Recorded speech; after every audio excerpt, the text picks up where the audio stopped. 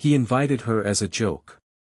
A quiet humiliation wrapped in gold-trimmed invitations and champagne glasses. A reminder dressed up in silk and chandeliers of exactly where she stood in his world. She was the woman who answered his phones, scheduled his meetings, made sure his coffee was hot and his calendar was clear. She was, in his mind, the furniture of the office. Useful. Replaceable. Invisible. But when she walked through those gilded doors on the night of his anniversary gala, the laughter stopped. The whispers died. And the man standing at the center of that room, the man who believed he owned everything, including the silence of the people around him, felt something he had never felt before in 30 years of running that company. He felt afraid. Because the woman he thought he controlled was the one person in that room who could destroy him. And she had known it for years. Before we begin, if you have ever worked under someone who looked right through you, who took your labor and gave you nothing but condescension in return, type, "I've been there," in the comments. Because this story is for you. And before we dive deeper, let us know in the comments where you're watching from. We'd love to hear from you. And if you're new here, click on the subscribe button so you never miss any of our upcoming videos. This is not just a story about revenge. This is a story about power. About what happens when the wrong person is underestimated for too long. About the quiet courage it takes to sit across the desk from someone who disrespects you every single day, smile, take notes, and wait. Just wait. Because some people fight back loudly. And some people simply let the truth do the talking. Margaret Ellen Calloway was the second kind. And this is her story. To understand what happened on the night of that gala, you have to understand the world that created it. You have to go back 18 years, to a gray Tuesday morning in the fall of 2006, when a woman in her early 40s walked into the corporate headquarters of Hargrove & Sons Manufacturing, a family-owned company based in Columbus, Ohio, one of the oldest mid-size manufacturers in the Midwest, and asked for an entry-level administrative position. She was not what the hiring manager expected.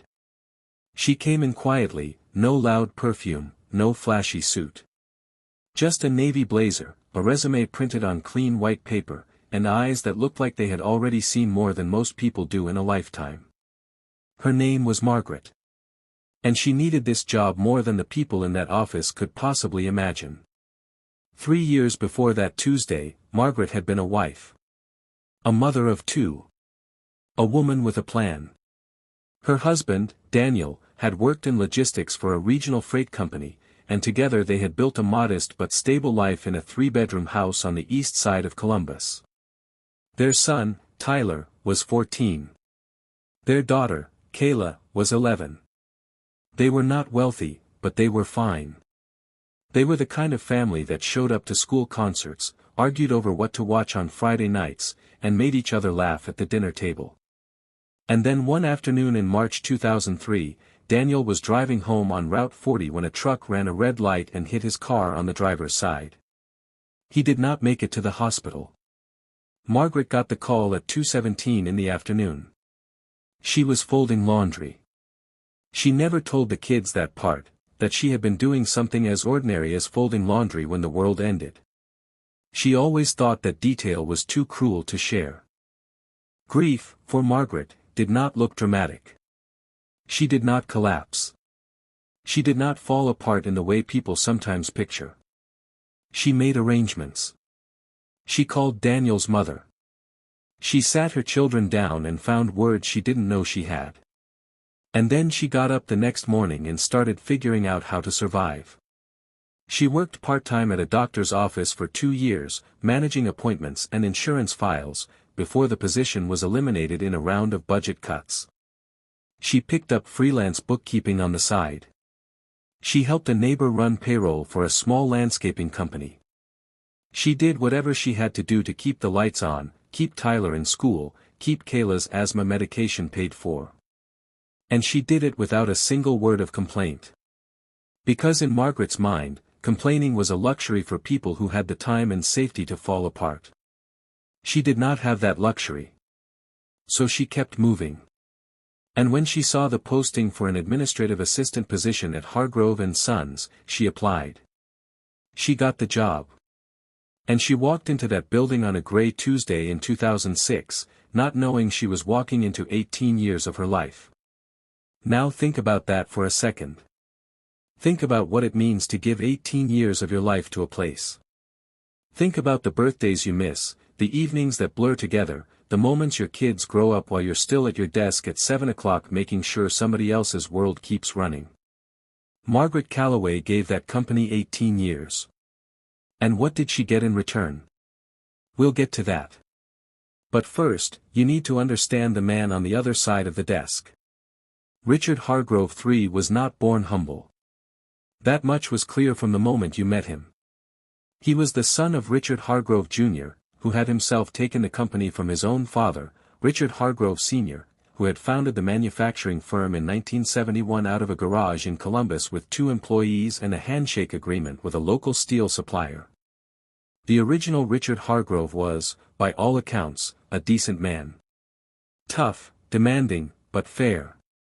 He knew every employee's name. He attended their funerals. He sent handwritten cards. He believed that a company was only as strong as the people inside it. His son, Richard Jr., carried some of that with him. But the third generation, the Richard who took over in 1998 when his father retired due to a heart condition, was something different entirely. Richard Hargrove III had gone to Wharton. Had spent 3 years at a private equity firm in New York before coming back to Ohio.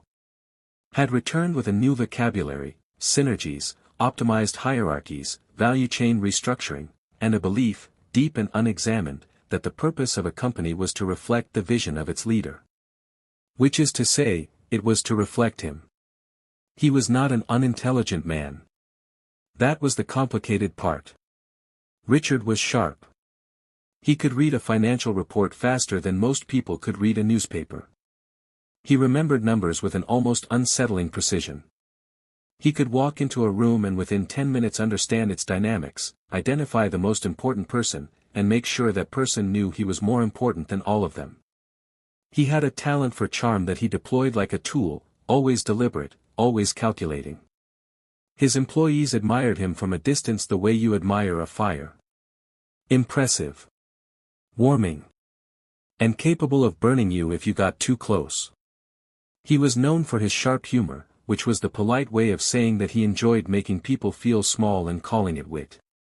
He had a specific gift for it, the kind of comment that landed just on the edge of cruelty, just barely deniable enough that the target couldn't respond without looking oversensitive. He did it in meetings. He did it in hallways. He did it in front of clients. And everyone laughed, because laughing was easier than being the next one in his sights. Margaret learned this within her first week at Hargrove & Sons. She had been assigned as executive assistant to the VP of operations initially, but within 6 months she was reassigned directly to Richard's office when his previous assistant left abruptly, under circumstances no one in the building discussed openly but everyone understood. Margaret stepped into the role quietly. She learned Richard's preferences. His coffee, black, no sugar, reheated once and only once before it was to be replaced entirely. His schedule, Tuesdays and Thursdays, were protected for strategy sessions that were never to be interrupted regardless of who was calling. His ego, to be handled with care, never challenged in public, never flattered in a way that sounded hollow because he was sharp enough to hear the difference. She learned all of it. She became indispensable. And Richard, in the way that powerful men often do with indispensable people, stopped seeing her at all. She was the desk. She was the calendar. She was the coffee. She was the filing system. She was not a person with a history, a grief, 2 kids she was raising alone, an interior life rich enough to fill a library. She was furniture that functioned well. And so he stopped looking at her. Which, as it turned out, was the biggest mistake he ever made. Now, here is where the story begins to shift. Here is where something quietly extraordinary started happening inside that ordinary-looking office on the 4th floor of Hargrove & Sons. Because Margaret Calloway, in 18 years behind that desk, had seen things. Not because she went looking. Not because she was scheming. But because she was there. She was always there. When everyone else had gone home and the building was quiet, she was still at her desk. When Richard took calls with the board behind closed doors, she heard enough in the hallway to understand the shape of the conversation. When documents needed filing, she filed them.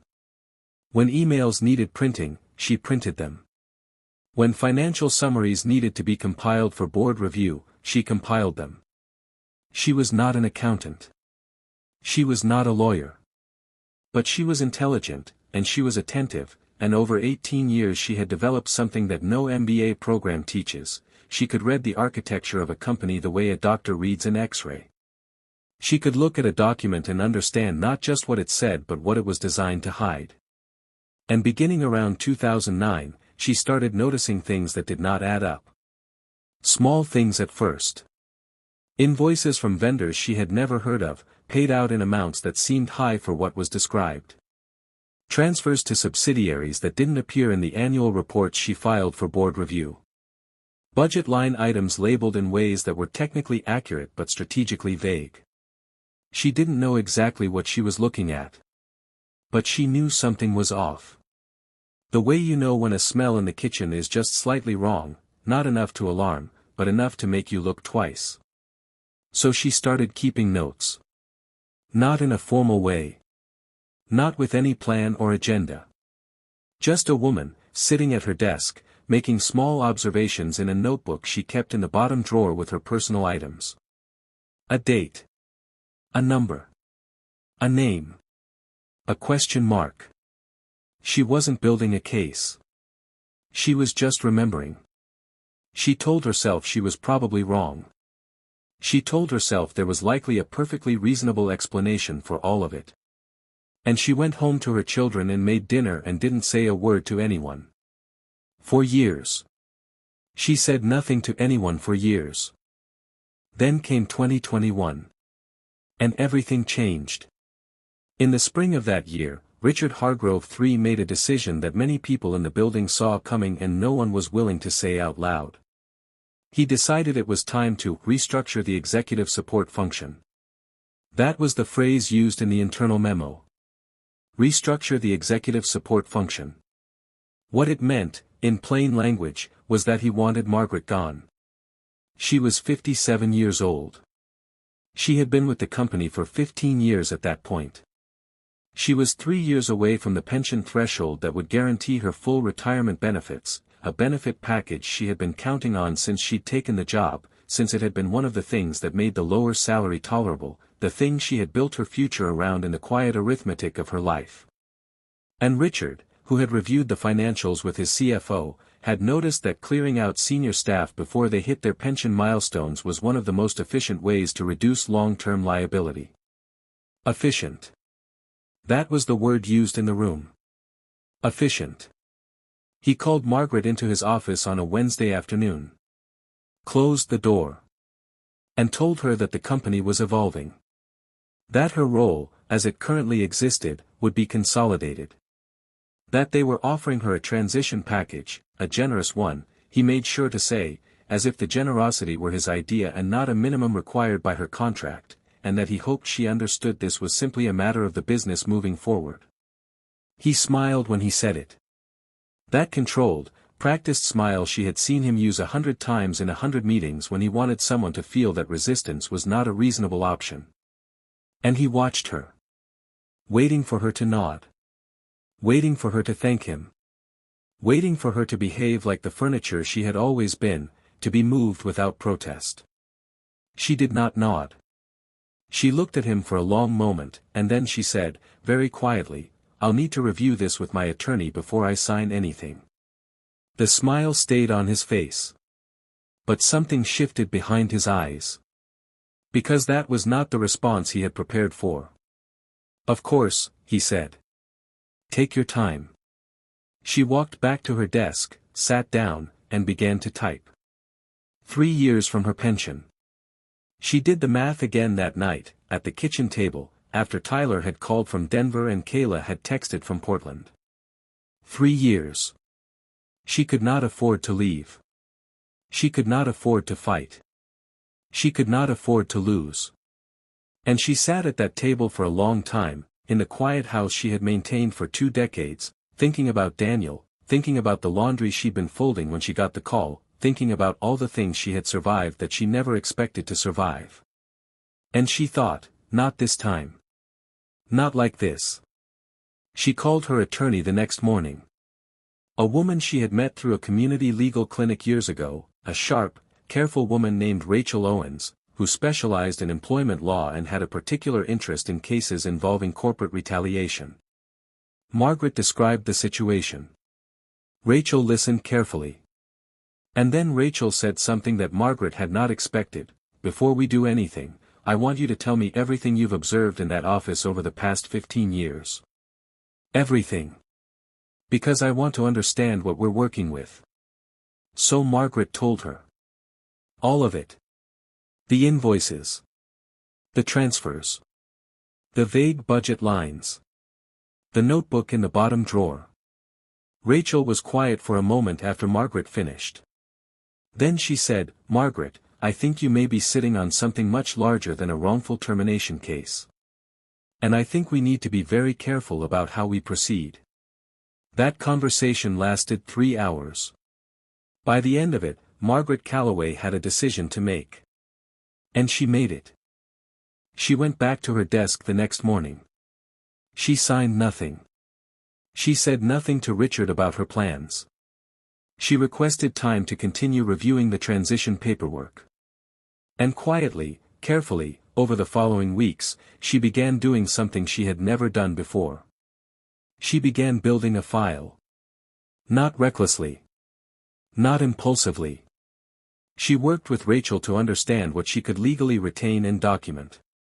She worked methodically, the same way she had always approached her job, organized, precise, unhurried. She pulled copies of documents she had legitimately handled and processed as part of her role. She noted dates, times, figures. She went to her safety deposit box at the bank 2 blocks from her house and began storing physical copies of the most significant records. She made digital backups. She worked quietly. She worked carefully. And she waited. Ask yourself something right now.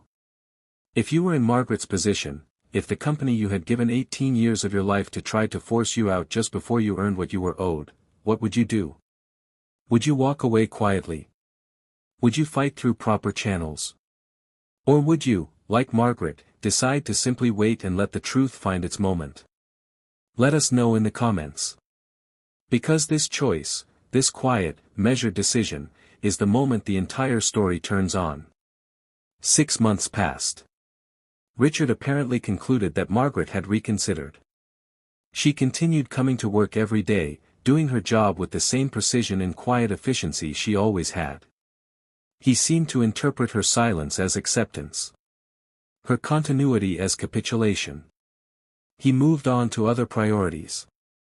He turned his attention to the company's 30th anniversary celebration, which was to be held in February of 2024, a black tie gala at the Columbus Convention Center, 500 guests, a curated guest list of board members, investors, major clients, and executives. A celebration of the Hargrove legacy. Of 30 years of the company his grandfather had built and he had taken to the next level. He was proud of this event. He had hired an event planning firm. He had selected the venue personally. He had approved the menu, the entertainment, the lighting, the guest list. Every detail reflected exactly how he wanted the world to see him, successful, celebrated, untouchable. And then, at an all-hands meeting 2 weeks before the event, he did something that everyone in that room would remember for the rest of their careers. He was going through the guest list with a group of senior executives, making comments as he read the names. This client was crucial, this board member needed to be seated near him, this investor had to be handled carefully, and then he came to the administrative and support staff section of the list, which his event coordinator had included as a courtesy. And he paused. And he looked up at the room. And with that practiced, easy smile, he looked directly at Margaret Calloway, who was sitting in her usual seat near the door with her notepad, and he said, "We should have Margaret there too. Give her a chance to see how the other half lives." And the room laughed. Some genuinely. Some nervously. Some because they didn't know what else to do. And Richard moved on to the next name on the list. Margaret wrote something in her notepad. She did not look up. And she did not laugh. She wrote the date and the time and the exact words he had said. And then she called Rachel that evening and said, "He just gave us the perfect stage. I'm going to accept. If you're still watching, drop where you're from in the comments. Let's see how many people across America are following this story, because what happens next is something nobody in that room was prepared for." The week before the gala, Margaret was busy. Not with a dress, though she did find one, a deep burgundy floor-length gown she bought on sale at a consignment shop in Clintonville, the kind of dress that a woman wears when she wants to look like she belongs in a room without trying too hard. She was busy with other things. She made 3 phone calls. The first was to Rachel, to confirm that everything they had compiled was verified, documented, and properly handled in accordance with whistleblower protections under Ohio law and federal securities regulations. The second was to a contact Rachel had connected her with, a former SEC investigator who now worked in compliance consulting, a quiet, meticulous man named Gregory Ford, who had reviewed the documents Margaret had gathered and had told Rachel, without any drama in his voice, that what they were looking at appeared to be a pattern of fraudulent financial reporting and offshore fund diversion going back at least a decade. The third call was to a journalist, a reporter at a respected regional business outlet who covered corporate governance in the Midwest, a woman who had been working a thread about irregularities in Hargrove & Sons' acquisition of a smaller competitor in 2014, a thread she had never been able to fully confirm. Until now. The night before the gala, Margaret sat at her kitchen table. It was 10 o'clock. The house was quiet. She made herself a cup of tea the way Daniel used to make it for her, strong, with a little honey and a slice of lemon, and she sat there in the stillness of the house she had held together for 21 years without him. She thought about what she was about to do. She turned it over slowly in her mind. She was not angry. That was the thing people might not expect. She was not fuming. She was not trembling with righteous fury. She was simply clear. She had been clear for a long time. And tomorrow, she was going to walk into Richard Hargrove's celebration of himself and let the truth speak the words she had been keeping quiet for years. She finished her tea. She washed the cup. She went to bed. And she slept. The Columbus Convention Center on the evening of February 15, 2024, was exactly what Richard Hargrove had designed it to be. Crystal chandeliers that threw fractured light across the room like something out of a magazine spread.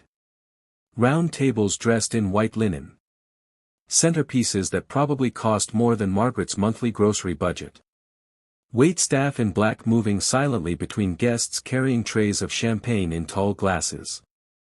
500 people in formal wear, the air thick with cologne and ambition and the specific kind of energy that fills a room when everyone in it is performing success at the same time. Richard stood near the entrance, greeting guests with the ease of a man who had spent his entire life being the center of every room he entered. He shook hands. He laughed. He made his people feel seen, because he understood that making people feel seen was one of the most effective tools available to someone who intended to keep them in line. He saw her arrive. He noticed it because several people nearby noticed it first, a small shift in attention, the way a room's energy changes when something unexpected enters it. He glanced toward the entrance. And there was Margaret Calloway, standing at the door in a burgundy gown, holding a small clutch bag, her silver hair pinned up with a composure that seemed, somehow, to make everyone else in the room look like they were trying too hard. She was not overdressed. She was not underdressed.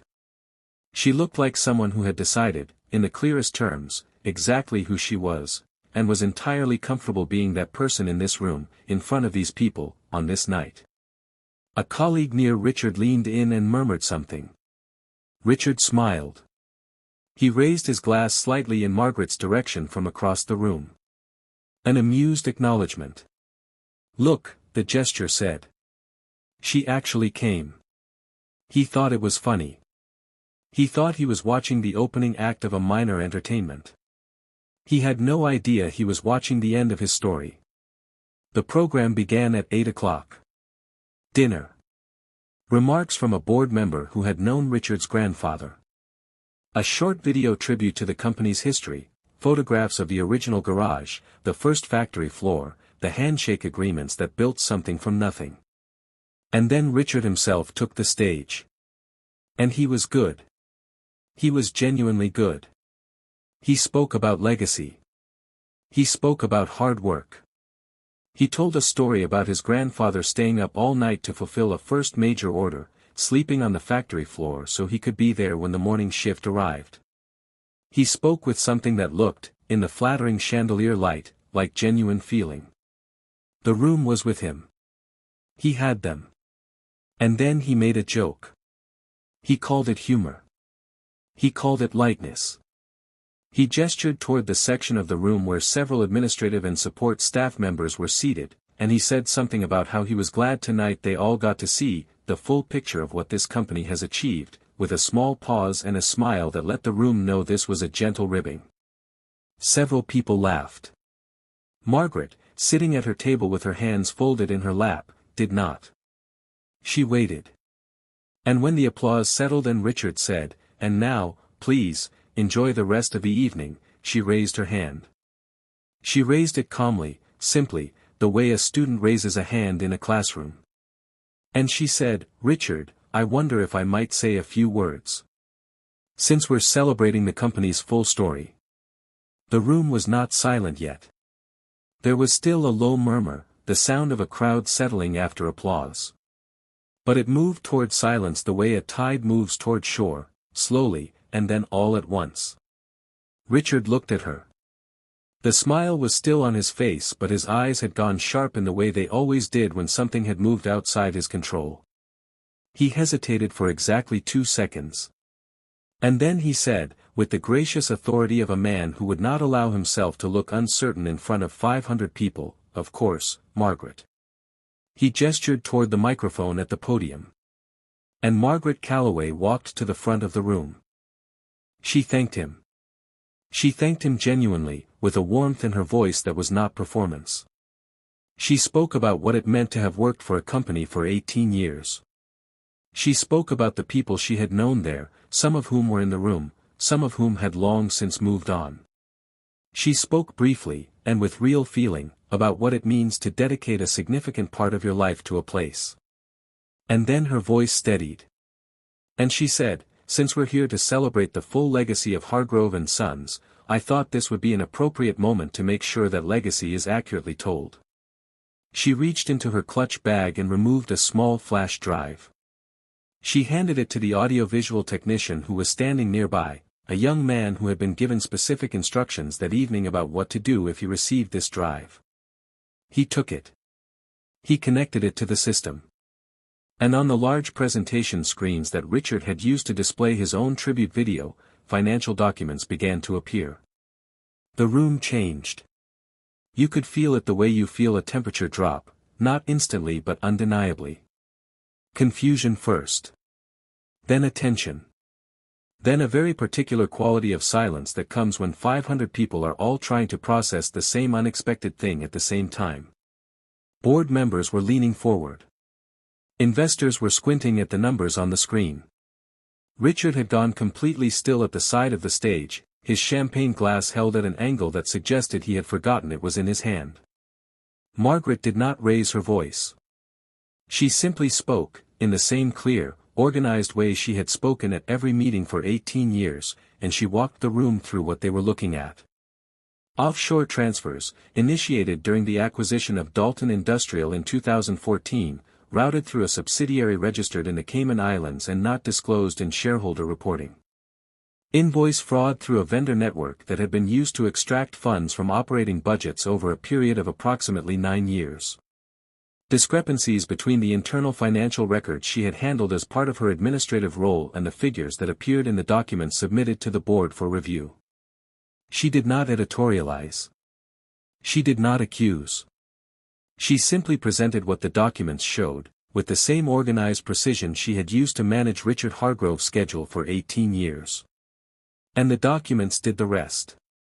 Because documents, unlike people, do not get nervous. They do not backtrack. They do not smile and call it humor. They simply say what they say. Can you imagine sitting in that room?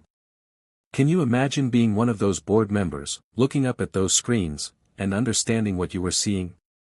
Can you imagine being Richard Hargrove, standing at the edge of his own stage, watching the woman he had invited as a joke dismantle the version of himself he had spent 30 years constructing? Think about how that would feel. Think about whether he, in that moment, understood how long she had been watching. How long she had been keeping those notes in the bottom drawer. What it cost her to stay in that building for 3 years after he tried to push her out, showing up every morning with that same steady composure, doing her job, saying nothing. What would you feel if you were her in that moment? What would you feel if you were him? The room did not erupt. There were no shouts. No one fainted. This was not a movie. This was a real room filled with real people in expensive clothing trying very hard to understand what was happening and what it would mean for them. A board member stood up quietly and walked out to make a phone call. An investor turned to the man beside him and whispered something. 2 of Richard's senior executives were looking at their phones. Richard himself had not moved. He was looking at Margaret. And for the first time in 18 years, he was looking at her the way you look at someone when you finally understand that you have had them completely wrong. She paused. She looked at the room. And then she looked at him. And she said something that, by the accounts of everyone who was present that evening, no one expected. She said, "I am not here to destroy this company. I am not here because I am angry. I spent 18 years of my life here. I care about the people who work here. I care about what this place was built to be." She paused. "But I will not be silenced to protect something that has already betrayed the people it was supposed to serve. And all I ever wanted, Richard, in 18 years, was to be treated like I was worth the air I was breathing in this room." The silence was so complete that the sound of someone setting down a champagne glass on the other side of the room was audible. "I'm prepared to handle this privately, through the appropriate channels, in a way that protects the employees of this company, the pension fund, and the people who built this place before any of us were in it. But that only happens if tonight, you choose to do the right thing." She removed the flash drive from the podium. She placed it back in her clutch. She thanked the room for their attention. And she walked back to her table, sat down, picked up her water glass, and drank from it. As calmly as if she had just read the morning announcements. The rest of that evening is a matter of legal record, which became public in the months that followed. Richard Hargrove III left the gala early. His attorney was contacted that night.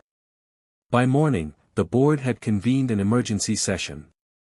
A formal investigation was opened within 2 weeks, overseen by an independent firm, using the documentation Margaret had provided, documentation that she had compiled over years with the guidance of her attorney, in full compliance with Ohio whistleblower protection statutes and federal securities law. The investigation confirmed the core findings. The offshore diversion scheme. The fraudulent vendor invoicing. The discrepancies in acquisition reporting. In April of 2024, Richard Hargrove III tendered his resignation. In June, the SEC opened a formal inquiry. The company restructured its financial reporting. The board appointed an independent oversight committee. And the pension fund, which had been quietly underfunded as part of the financial maneuvering, was shored up and secured. Every employee who had been counting on it, including Margaret Calloway, 3 years from her threshold, was protected. 2 months after the gala, Margaret retired. Not at the company's request. On her own terms. On her own timeline. With her full pension. With the dignity she had asked for. There was no party for her. She didn't want one. She packed the few personal items from her desk into a canvas tote bag, a framed photo of Tyler and Kayla from Christmas 3 years ago, a small ceramic mug with a chip in the handle that she had never replaced because it was the mug Daniel had given her the first year they were married, and the notebook. She put the notebook in the bag last. And she walked out of the building on a Tuesday morning in April 2024, the same day of the week she had first walked in 18 years before, and she did not look back. She drove home. Made coffee. Called Tyler. Called Kayla. Told them she was done. Told them she was fine. And then she sat in the kitchen where she had done so much of her living and her grieving and her quiet, unwitnessed planning, and she let herself feel something she hadn't felt in a very long time. She felt free. Power doesn't always shout. Sometimes it waits. Sometimes it sits quietly behind a desk for 18 years and takes notes in a notebook in the bottom drawer. Sometimes it wears a burgundy gown to a party it was invited to as a joke. Sometimes it walks to a podium and speaks in a calm, even voice without raising it once. And sometimes, if it has the patience, and the clarity, and the particular kind of courage that doesn't look like courage because it isn't loud enough to recognize, it changes everything without ever asking for credit. He invited her to embarrass her. He forgot the most important thing. Never underestimate the person who keeps your secrets. Because if they are someone like Margaret Calloway, they didn't just keep your secrets. They kept their own, too. And they knew the difference. And they waited for the right moment to let the truth breathe. Now I want to ask you something before we close. Do you think Margaret did the right thing by giving him the choice, by offering to handle it privately instead of letting the whole room see everything she had? Or do you think she should have exposed every single detail, right there, in front of all 500 people? There are two sides to this. Some people will say she was too generous. That a man who tried to steal her pension and reduce her to a punchline in his own speech didn't deserve the protection of a quiet resolution. Others will say that what she did was the mark of someone who was never really interested in destruction to begin with, that what she wanted, all she ever wanted, was dignity, and she got it in a way that preserved something larger than her own righteous anger. What do you think? Tell me in the comments. I read every single one. And let me know, if this had happened to you, if someone took 18 years of your work and then tried to take your future on top of it, what would you have done? Where would your line have been? Think about it. Because these are not abstract questions. This happens. In offices across this country, right now, people are sitting behind desks being looked through by people who believe that power means permission. Margaret Calloway looked at that world and decided to answer it in the only way she could live with. And I think that deserves more than applause. I think it deserves to be remembered. If you believe in stories where the overlooked rise up, stories that remind us what quiet dignity actually looks like, please subscribe. Most people who watch stories like this don't click that button. And I want you to be one of the ones who does, because next time, we're going into something even more extraordinary. There is a story coming about a small-town banker in rural Tennessee, a trusted community figure who had managed the same bank for 2 decades, who disappeared one autumn morning along with $40 million in customer deposits and left behind a note that raised more questions than it answered. The investigation that followed uncovered a secret that the entire town had been living alongside without knowing it. That story changes the way you think about trust, about community, and about how well any of us really know the people we see every single day. That one is coming. And you will not want to miss it. Subscribe. We'll see you there.